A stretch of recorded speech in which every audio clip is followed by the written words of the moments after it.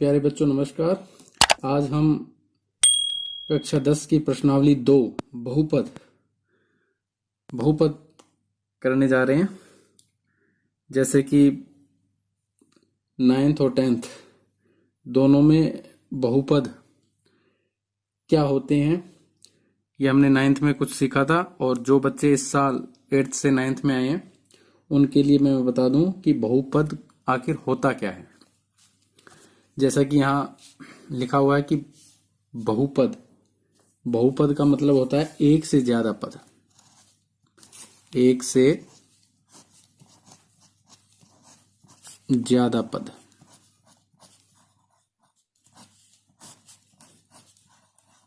इससे पहले कि हम प्रश्नावली 2.1 शुरू करें तो सबसे पहले हम जान लें कि आखिर ये बहुपद क्या होते हैं। तो क्योंकि ऑब्जेक्टिव टाइप के कंसेप्ट है वो क्लियर होना चाहिए। अगर हमें उस विषय के बारे में अगर नहीं पता है तो हम सिर्फ सवालों को रट पाएंगे। तो रटने से ज्यादा अच्छा है कि हम उनको समझें कि आखिर क्या बहुपद होते हैं, फिर हम उस सवालों को अच्छी तरह से कर पाएंगे। तो सबसे पहले अपने देखते हैं बहुपद। जैसे कि नाम से ही पता है, एक से ज्यादा पद उसे बहुपद कहते हैं। हमने छोटी क्लासों में भी बता रखा है कि बहुपद में चर और अचर, ये जो बहुपद है इस बहुपद के अंदर दो तरह की पद होते हैं। पदों में चर राशि भी होती है और अचर राशि भी होती है। अब ये चर और अचर क्या है उसको देखना है हमें। देखो, कोई भी अगर व्यंजक दिया हुआ है उसमें चर के अंदर अंग्रेजी का जो शब्द है, जैसे एक्स कई बार आता है, जैसे x square, x plus y, x plus 2, तो उसमें एक्स प्लस 2 में एक्स क्या है? चर है। तो चर हमेशा इंग्लिश का कोई भी एक शब्द होता है, जैसे एक्स हो गया, वाई हो गया, जेड हो गया, ए हो गया, बी हो गया। तो अक्सर ये हमारे सवाल हमें व्यंजकों में मिलते हैं। उसके बाद आता है अचर। अचर क्या होता है? अचर का मतलब है कोई नंबर, जैसे 1, 3, कोई -5, कोई 1/2, √3, ये सब क्या है? ये नंबर है। ठीक है, इनको बोलते हैं अचर राशि। अचर यानी जिसका मान नहीं बदलता, चर जिसका मान बदलता रहता है। आपने देखा होगा कि कभी तो किसी में x का मान 4 आ गया, किसी सवाल में x का मान 2 आ गया, x बराबर 2, किसी में x का उत्तर आ रहा है 3, किसी में x का उत्तर आ रहा है -1, किसी में x का उत्तर आ रहा है 1/2। तो इसलिए बोलते हैं चर। जिसका मान परिवर्तन होता रहता है वो होता है चर, और जिसके मान में कभी परिवर्तन नहीं होता उसे बोलते हैं अचर। क्योंकि एक आज 1 है तो कल भी 1 ही रहेगा, है ना। 1 का मतलब 1, ऐसा तो नहीं है भी आज 1 का मतलब 1 है और कल 1 का मतलब 1000 हो गया, नहीं। तो इनको बोलते हैं अचर राशि। तो ये क्लियर हो गया। अभी चर और अचर बहुपद के अंदर, बहुपद किससे बनता है? चर और अचर राशि से मिलकर बहुपद बनता है। ठीक है, इनमें चर और अचर दोनों ही राशियां होती हैं। तो सबसे पहले तो हमें ये पता होना चाहिए कि चर और अचर होते क्या हैं। ठीक है, उसके बाद एक चीज और मैं बताता हूं, बीजीय व्यंजक। बीजीय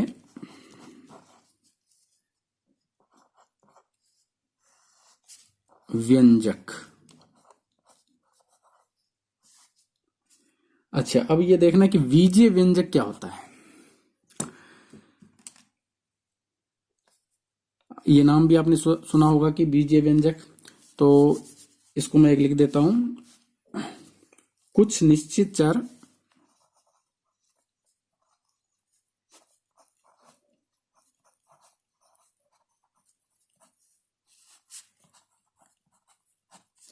तथा अचर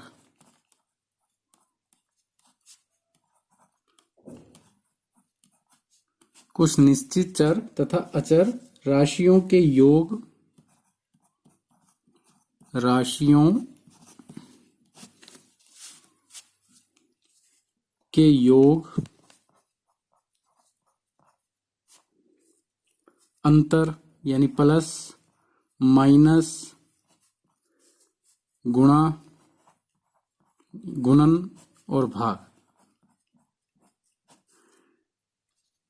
इत्यादि के संयोग से जो यानी ऐसा व्यंजक जिसमें चर भी हो, अचर भी हो, योग हो, या अंतर हो, या गुणन हो, या भाग हो, इन सब के जो संयोग से बनता है, इन सब के संयोग से, इन सबको मिलाकर जो बनता है उसे बोलते हैं बीजीय व्यंजक। इत्यादि संयोग से बना पद,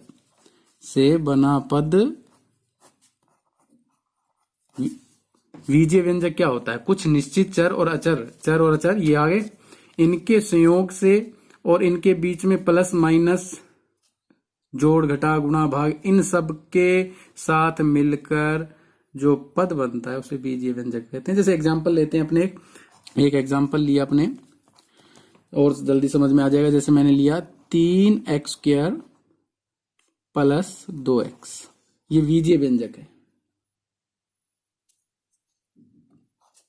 ठीक है। ये क्या है? अचर। ये क्या है? चर अचर के संयोग से, यानी क्या हुआ है? योग। किसका? चर और अचर का। यानी चर और अचर के संयोग से जो पद बनता है वो बीजीय व्यंजक होता है। और भी उदाहरण ले सकते हैं, जैसे ये √2x प्लस 4y। और उदाहरण ले लो, जैसे 5x माइनस 6y, y भी हो सकता है। दो अलग अलग तरह के चर हो सकते हैं, x हो गया, ये y हो गया, ये भी चर है, और ये 5 और 6 अचर हैं। इसमें क्या हुआ है? अंतर। तो इन सब के संयोग से जो पद बनता है उसे बीजीय व्यंजक कहते हैं।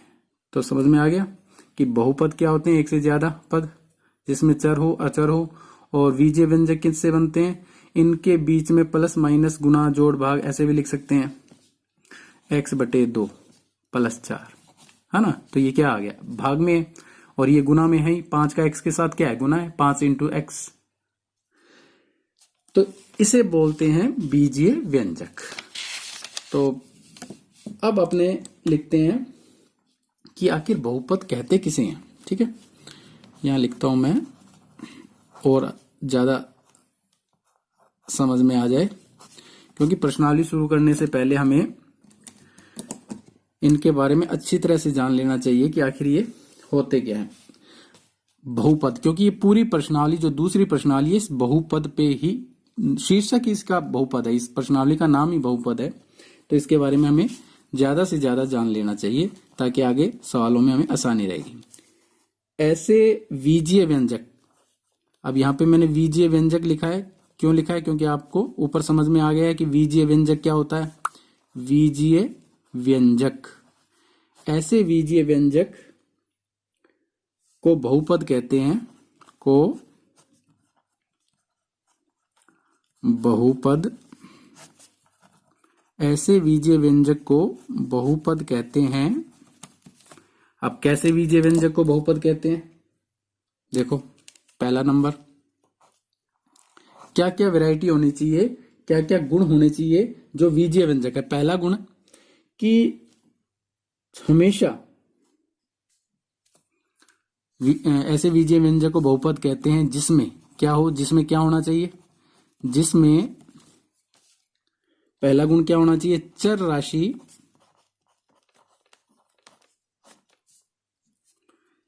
चर राशि का जो घातांक हो, सिर्फ चर का, अचर का नहीं कह रहा है ये, चर राशि का। अब चर अचर तुम्हें पता है, अपने दिमाग पर जोर डालो कि चर जब मैं बोलूं तो तुम्हारे दिमाग में क्या आना चाहिए, और जब अचर बोलूं तो तुम्हारे दिमाग में कौन सी राशि आनी चाहिए, ठीक है ना। चर अचर का नाम सुनते ही तुम्हारे मन, जो दिमाग में है, वो राशि आ जानी चाहिए। तो इसका मतलब आपको समझ में आ गया। तो चर राशि यानी XYZ के साथ जो घातांक है वो हमेशा क्या होना चाहिए? धनात्मक पूर्णांक हो। एक तो पूर्णांक होना चाहिए, और कैसा होना चाहिए? धनात्मक। धनात्मक का मतलब होता है प्लस का पूर्णांक होना चाहिए। समझ में आई बात? जैसे ये 2 किसका है? घात है, x की पावर कितनी है? 2। तो ये हमेशा धनात्मक होना चाहिए और पूर्णांक होना चाहिए, पूर्णांक, ठीक है ना। दूसरा क्या गुण होना चाहिए? दूसरा, पदों की संख्या निश्चित हो। ऐसे नहीं हो कि अनिश्चित ना हो, पदों की संख्या निश्चित होनी चाहिए। निश्चित का मतलब, जैसे इसमें पदों की संख्या कितनी है? 2। किसी में पदों की संख्या 3 होती है। जैसे इसके साथ मैंने 4 लगा दिए तो पदों की संख्या 3 होगी, 4 होगी, 3 हो गई, ठीक है ना। ये पदों की संख्या 2 है। तो ऐसे नहीं है कि भी डॉट डॉट लगा दे और पता ही ना चले कि पदों की संख्या कितनी है। तो पदों की संख्या निश्चित हो, ठीक है। और तीसरा बिंदु क्या होना चाहिए, क्या गुण होना चाहिए कि प्रत्येक पद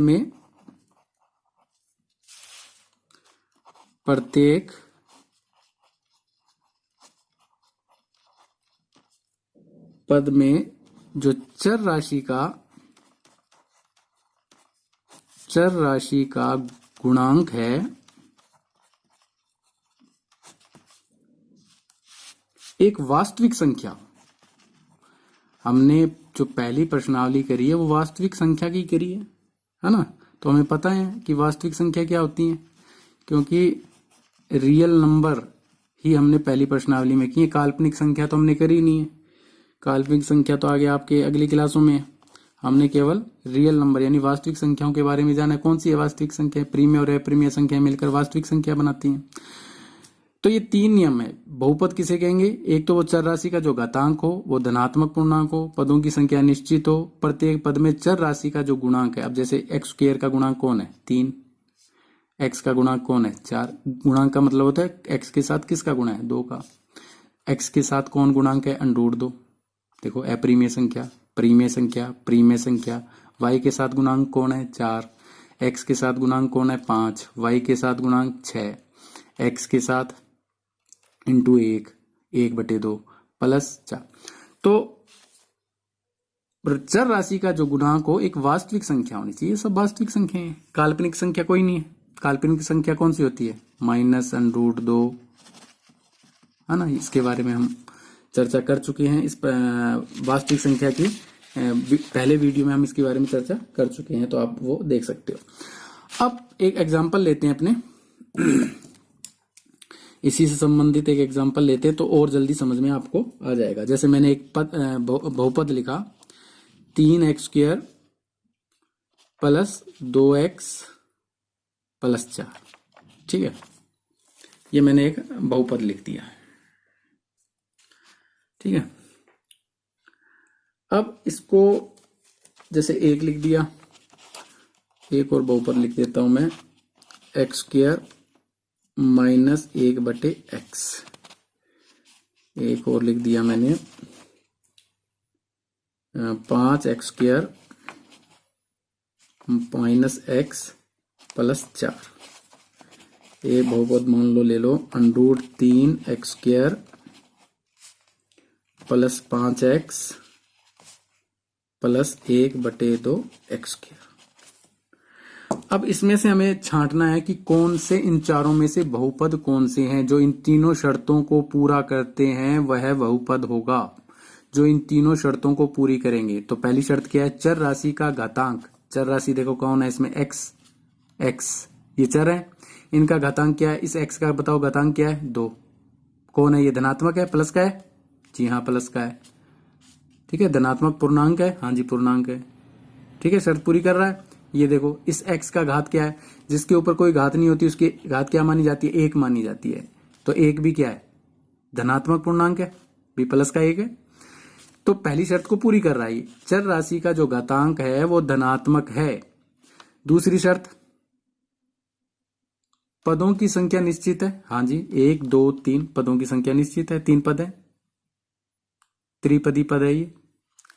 प्रत्येक पद में चर राशि का गुणांक एक वास्तविक संख्या। तो देखो चर राशि कौन है x², इसका गुणांक कौन है 3, वास्तविक संख्या है 3। x का गुणांक कौन है 2, वास्तविक संख्या है 2। तो इन तीनों शर्तों को ये पूरी कर रहा है, तो अतः ये क्या है, एक बहुपद है, ये बहुपद है, ठीक है। अब ये देखो 2 पावर है, धनात्मक है, सही है। चर राशि का घातांक धनात्मक पूर्णांक है, तो इसको पूरी कर रहा है। अब यहां देखो 1/x, अब 1/x आ गया, तो 1/x आ गया तो इसका मतलब इसमें जो x की घात है 1/x, ठीक है। तो इसका मतलब इस x की जो घात थी वो क्या थी, -1 थी, क्योंकि -1 को हमने छोटी क्लासों में क्या -1 को क्या लिख सकते हैं 1/x पलट सकते हैं। तो इसने कहा है कि धनात्मक पूर्णांक होना चाहिए, जो चर राशि का घातांक है धनात्मक पूर्णांक होना चाहिए, जबकि ये बटे में है 1/x। तो इसका मतलब इस x की जो घात है वो धनात्मक नहीं है, ऋणात्मक है। ठीक है, क्योंकि इस x को जब ऊपर लेके आएंगे तो इस रूप में आएगा, इस x को जब हम पलटेंगे तो इस रूप में आएगा x-1। तो इसका मतलब इसकी घातांक जो है वो ऋणात्मक है, अतः ये बहुपद नहीं है। ठीक है, समझ में आया? 1/बटे में ना x, बटे में x, पावर तो सबकी एक होती है, इस पावर तो एक होगी, जब इसको ऊपर लेके जाएंगे तो ये क्या हो जाएगी, x की पावर क्या हो जाएगी, -1 हो जाएगी। इसको वापिस पलटेंगे तो 1/x हो जाएगा। ठीक है, तो इसलिए ऋणात्मक पूर्णांक जो बटे में x आ गया तो वो ऋणात्मक मानी जाएगी, तो इसलिए वो बहुपद नहीं है। अब ये तीसरा पद देखो, धनात्मक है, स्क्वायर, इसकी पावर 1 धनात्मक है। अच्छा, उसके बाद देखो ये जो माइनस है ना, ये x का माइनस है, ना कि घात। यहाँ घात की बात हो रही है, धनात्मक घातांक एक धनात्मक पूर्णांक हो, घातांक हो धनात्मक, चर राशि की बात नहीं कर रहा। तुम कहोगे जी ये तो माइनस का है चर, तो इसको ये भी तो बहुपद नहीं होगा। नहीं, ये माइनस का चर है, जबकि बात हो रही है कि घात माइनस की नहीं होनी चाहिए, जो पावर है वो माइनस की नहीं होनी चाहिए। तो 2 पावर प्लस की है, यहाँ 1 पावर भी प्लस की है, तो पहली शर्त को पूरी कर रहा है। पदों की संख्या 3 है और प्रत्येक पद में चर राशि का जो गुणांक है, इसका 5 गुणांक है, इसका -1 गुणांक है, तो इसका मतलब तीसरी शर्त भी पूरी कर रहा है, तो ये क्या है, बहुपद है। ठीक है, उसके बाद इसको देखो, x² x की पावर 2 धनात्मक है, पूरी कर रहा है शर्त। इसको देखो, ये भी पूरी शर्त कर रहा है क्योंकि इसकी पावर 1 है। ठीक है, अब यहां देखो 1/x² बटे में आ गया, तो इसका मतलब ये बहुपद नहीं है। ठीक है ना, तो जिसकी पावर ऋणात्मक हो, ठीक है, पूर्णांक ना हो, पदों की संख्या निश्चित ना हो, और जो गुणांक हो वो वास्तविक संख्या ना हो, तो वो बहुपद नहीं कहलाते, बाकी सारे बहुपद कहलाते हैं। तो आपको अच्छी तरह से समझ में आ गया होगा कि बहुपद क्या चीज है। ये व्यंजक है, ये बहुपद नहीं है। व्यंजक और बहुपद में यही अंतर है। ठीक है ना, इनको व्यंजक तो बोल सकते हैं, लेकिन बहुपद उसी को बोलेंगे जो इन 3 शर्तों को पूरी करेगा। और व्यंजक किसको कहेंगे, कुछ भी निश्चित पद, चर और असर राशियां जुड़कर और संयोग से जो बना पद व्यंजक कहलाता है। उसको ये नहीं मतलब कि वो धनात्मक पूर्णांक है या ऋणात्मक उसका घातांक है। ठीक है, तो ये आपको समझ में आ गया। अब आगे अपने करते हैं बहुपद के प्रकार। बहुपद के प्रकार,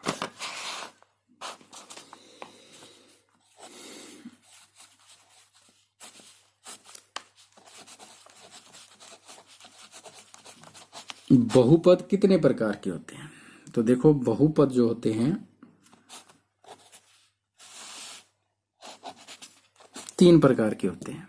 कौन कौन से? एक पदी, ठीक है, द्विपदी, और उसके बाद आता है त्रिपदी। नाम से ही पता लग रहा है, नाम से ही पता लग रहा है कि प्रकार किस तरह के होंगे। एक पद हो जिसमें, जैसे एक एग्जांपल लेते हैं उदाहरण के तौर पे, और समझ में आ जाएगा। x², ये एक पदी है। 3x -4y, ये सब क्या है, एक पदी के उदाहरण है। ये बहुपद है। क्यों है बहुपद? इसका गुणांक कौन है, 1। तीनों जो ऊपर जो तीनों नियम थे इनको पूरा कर रहा है। घातांक क्या है, धनात्मक। ठीक है, पदों की संख्या निश्चित है। कितने पद है, एक पद है, तो ये बहुपद है। ये भी बहुपद है, ये भी बहुपद है। अच्छा, द्विपदी, x² + 2x, ठीक है, और उदाहरण लिख दो 3x² + 4, ठीक है, और भी उदाहरण लिख सकते हो। ये द्विपदी है। अच्छा, अब त्रिपदी के उदाहरण लिखें अपने, जैसे x की पावर 2 + 3x + 7, ये त्रिपदी है। 3 पद है तो त्रिपदी। और एक उदाहरण x की 3 + x² + x, 3 पद। जिसमें 3 पद हों वो त्रिपदी। ऐसे नहीं लिख सकते आप, कहीं आप ऐसे लिख दो जैसे x² + x² + 3, कह दो जी ये 3 पदी है। नहीं, ये 3 पदी नहीं है, ये द्विपद है। क्यों? क्योंकि ये सहजाती हैं। ये भी एक्स स्क्वायर है, ये भी एक्स स्क्वायर है, इसको अलग अलग नहीं माना जाएगा, इसको माना जाएगा 2x स्क्वायर। इसको क्या माना जाएगा? 2x square plus 3। तो ये द्विपद है, ना कि तीन पद। एक और उदाहरण दे देता हूं मैं इसको कॉन्सेप्ट को अच्छी तरह समझने के लिए। जैसे मैंने लिख दिया x plus x plus x. अब आपको ये तो त्रिपद है, नहीं, ये एक पदी है, क्योंकि सब सहजाती हैं, सबकी जात एक जैसी है। ये भी x की पावर 1 है, ये भी x की पावर 1 है, ये भी x की पावर 1 है, तो इसको क्या लिखते हैं? 3x। तो ये एक पदी है, चाहे आप एक्स स्क्वायर कर दो तो भी एक पदी है ये। तो क्या हो जाएगा? X square x square x square, कितने एक्स स्क्वायर? 3x स्क्वायर, ठीक है ना। तो अगर पावरें एक जैसी हैं तो उनको एक ही गिना जाएगा, चाहे अलग अलग क्यों ना लिखी हुई है। उनको या तो जुड़ रही है जोड़ देंगे, या घट रही है, जैसे ये माइनस का है तो इससे ये कट गई, तो एक एक्स स्क्वायर बच गया, ठीक है ना। तो ये चीज भी आपको ध्यान रखनी है, पद अलग अलग होने चाहिए। एक पदी में एक पद होगा, द्विपदी में ये देखो स्क्वायर है, ये भी x की पावर 1 है, इसमें x की पावर 2 है, यहाँ x है ही नहीं, तो ये द्विपद है। यहाँ ये चर राशि है या अचर राशि है। इसमें देखो x स्क्वायर 3x 7 3 पावर, देखो पावर 3 है, यहाँ 2 पावर है, यहाँ 1 पावर है, तो ये त्रिपदी व्यंजक कहलाएगी। तो समझ में आ गया ये बात कि बहुपद के प्रकार क्या होते हैं। बिल्कुल आसान था, कोई दिक्कत ही नहीं है इसमें। अब अपने करेंगे कि शून्य बहुपद क्या होते हैं। शून्य बहुपद, शून्य बहुपद। शून्य बहुपद में चर की जो घात होती है वो क्या होती है? शून्य होती है। बस सीधा सिंपल सा है, चर की घात अगर शून्य है, चर की घात अगर शून्य है तो वो क्या है? चर की घात अगर शून्य हो तो वो अब छोटी क्लासों में हम 8वीं क्लास में कर चुके हैं कि जिसकी पावर 0 होती है उसका मान हमेशा क्या होता है? 1 होता है। समझ में आई बात? जिसकी पावर 0 हो गई उसका मान 1 हो गया। जैसे मैंने एक लिखा 5x की पावर 0, तो ये क्या आएगा? 5 आएगा, क्योंकि 5 एकम गुणा में, ये 5 एकम 5, ठीक है। जिसकी पावर 0 हो उसकी घात शून्य का होती है। तो चर की घात, किस किस चर की घात शून्य है? जैसे ये है, ये बहुपद, ये भी बहुपद है एक, क्योंकि इस x की घात शून्य है। जैसे 4 1/2, ये उदाहरण है। यानी कोई भी अंक वो भी एक बहुपद है। क्यों ये बहुपद क्यों है? जो चर राशि थी कहाँ गई? इसमें चर राशि थी, वो कहाँ गई?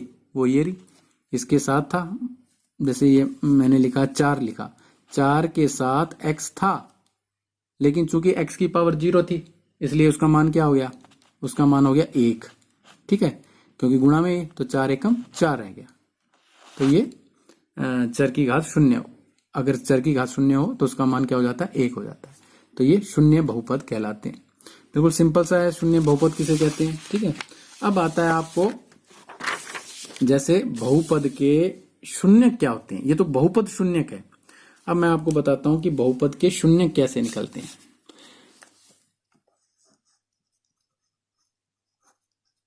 नाइन्थ वालों को, जो 10th में हुए उनको पता होगा, लेकिन जो 8th से 9th में आए हैं उनके लिए ये नई चीज है, तो वो थोड़ा ध्यान से इसको समझें, ठीक है। बहुपद की शून्यक। अब जैसे मैं एक बहुपद लिखता हूं, एक बहुपद लिखा मैंने, बहुपद को इस रूप में लिखा जाता है px बराबर x प्लस 5, ठीक है।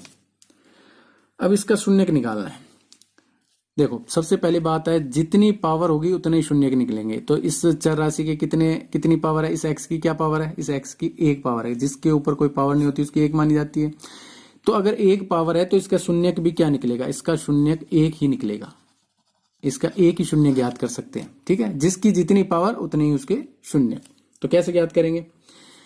किसी भी बहुपद का जब शून्यक आपको निकालना है, ध्यान रहे, किसी भी बहुपद का आपको अगर जब शून्यक निकालना होता है तो उसके बराबर क्या लिख देते हो? 0। उसके बराबर लिख दो 0। किसी भी बहुपद का शून्यक निकालने के लिए बराबर क्या लिख दो? 0। अब इस 5 का क्या करेंगे? ट्रांसफर करेंगे, उसका पक्षांतर करेंगे। 5 को उधर लेके जाएंगे तो ये 5 किसका हो जाएगा? माइनस का 5। ये लो शून्य आ गया। इस बहुपद का शून्य क्या है? इस बहुपद का शून्य क्या है? -5। तो इस तरह ये शून्य हम ज्ञात कर सकते हैं। ठीक है, तो ये शून्य ज्ञात क्यों है इसका ये शून्य? क्योंकि x की जगह अगर हम -5 रख दें, इस x की जगह अगर हम माइनस, इस बहुपद क्या है? x + 5, ये था ना बहुपद, और इसका शून्य कौन है? -5। अगर इस x की जगह मैं -5 रख दूं तो इस बहुपद को क्या कर देता है? वो 0 बना देता है, शून्य बना देता है, इसलिए इसको इसका शून्य बोला गया है। ठीक है, और शून्य किस तरह ज्ञात कर सकते हैं? ये तरीका है शून्य ज्ञात करने का। तो समझ में आ गया बहुपद की शून्य क्या होता है। अच्छा, अब बहुपद के कई प्रकार होते हैं, जैसे कि मैं आपको एक इस सवाल के अंदर दिखा रहा हूं कि बहुपद के अंदर प्रकार हैं। जैसे देखो लिखा हुआ है रेखिक बहुपद, द्विघात बहुपद, त्रिघात बहुपद। तो ये बहुपद के प्रकार हैं। ठीक है, तो रेखिक बहुपद, रेखिक बहुपद। ठीक है, रेखिक बहुपद जिसकी घात 1 हो वो रेखिक बहुपद कहलाता है। सीधा सा सिंपल सा है कि जिसकी पावर 1 हो वह रेखिक बहुपद कहलाता है। जैसे एग्जांपल लेता हूं मैं, लिख दिया मैंने 2x - 3, 2x - 3। x की पावर क्या है? 1 है। जो अधिकतम घात क्या है? जो बड़ी पावर है वो अधिकतम घात मानी जाती है, ध्यान रखना, जो बड़ी घात है वो अधिकतम घात मानी जाती है। तो इसकी पावर 1 है, तो ये रेखिक बहुपद है।